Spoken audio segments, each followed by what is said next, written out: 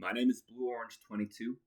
I'm a lifelong men's rights activist and incel, and I'm starting the American Incel Party for the millions of young men who are abused, bullied, shamed, mocked, hated, and despised simply because they weren't born cool or attractive, or they were born autistic or disabled. And so society has decided that it's okay to bully and shame them just because they don't get sex.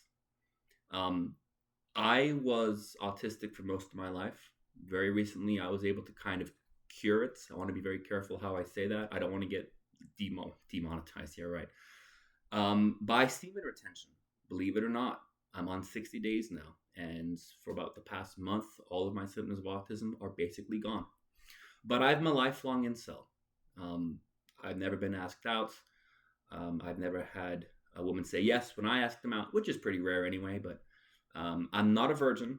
I've had three experiences, one when I was 19, one when I was 23, and one when I was 27. I'm 33 now, so you can do the math. Yeah, it's been 6 years. And I don't blame women. I don't think that men are entitled to women's sexual interest or entitled to dates, but am I bitter? Yeah. Yeah, fuck yeah, I'm bitter. Not because I'm always the last guy picked, but because I'm the guy who never gets picked at all. And after years and years and years of that, and years of hearing, oh, how shitty men are in relationships and dating, when I'm not even given a chance not to be shitty, is there a little bitterness there? Yeah, sure. But what I'm doing this for is I realize there's power in numbers, and there's millions of us. And I have to be honest, using the word us, we, when talking about incels, it feels good. It feels like for the first time I'm actually being honest. But there's millions of us. And we get shamed and we get ignored, we get mocked all the time.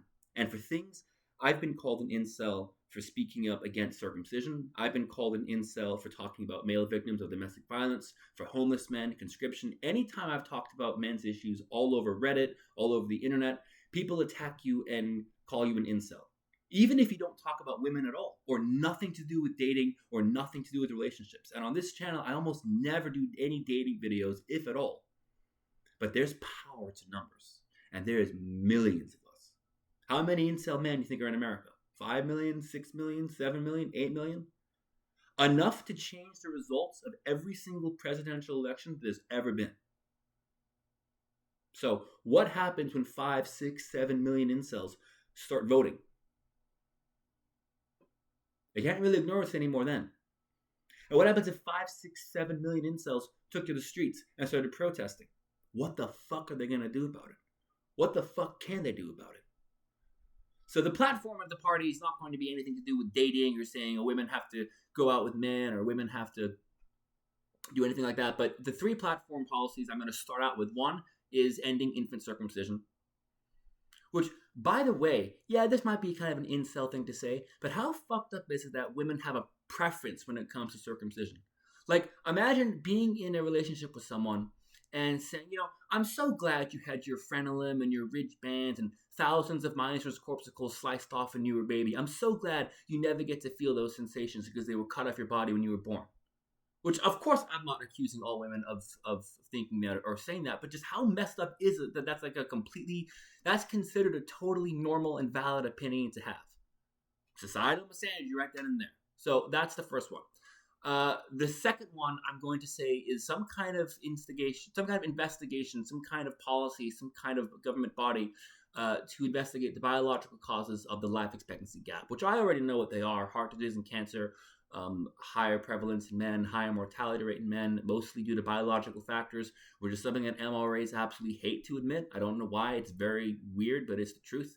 Testosterone and the Y chromosome are mostly responsible, and less stem cells, weaker immune systems, are mostly responsible for men's increased risk of death for heart disease and cancer.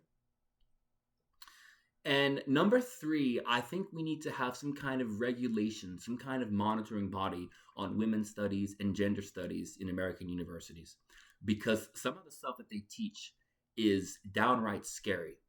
And one of the things I always say to people who criticize me for being anti-feminist is look at the things that I'm criticizing feminists for. Like in the UK right now, On average, a homeless man will do more time in jail for stealing food than a woman would for stabbing a man. Let's assume he doesn't get killed and not self defense. That's insane. Feminists campaign against men's shelters. Feminists support a lack of funding for men's health issues, such as prostate cancer. Feminists have supported men being excluded from food lines after disasters in Haiti and other places around the world. So when we criticize feminists, there's reasons why. And there's reasons why we're critical of specific things feminists do, which when you watch any video on my channel that talks about feminism, I always say what I'm specifically protesting or criticizing. I give the quote, I give the link, I give the line, I give the screenshot, I give all of that. So this is a very new thing. This is something I came up with about 2 days ago. I'm still kind of playing around with how it's going to work, but I think there's millions of men who are constantly abused. And by the way, before I go down, I was going to say constantly abused, constantly mocked, constantly bullied. People always say, oh, well, men aren't bullied just because they're autistic or because they're ugly or because whatever. They're bullied. Incels are criticized and mocked for their attitudes towards women. Absolute bullshit. Because, like I said, I've been called an incel for saying things that have absolutely nothing to do with women whatsoever. As for me, what's it like? I mean, yeah, is there a bitterness there? I mean, yeah. Now, as for my autism and semen retention, the semen retention is absolutely crazy. I don't know how else to describe it, but the change in personality, it's like seeing the world for the first time. It's like seeing people for the first time. It's like being a real person for the first time. But my lack of success with women in the past, going all the way to my high school years, it carries over. There are certain instincts and muscle memory that I just don't have. I have absolutely no idea how to approach a woman or how to start talking to a woman. Yes, I did mention before I have asked out women in the past, but it's been very, very sparingly. It's something that I just don't get. And so many incels are guys who, a lot of them are autistic. They're guys who, they just don't get it. Like it's like a language, or like it's like having a secret code. I see all these other guys that have this secret code.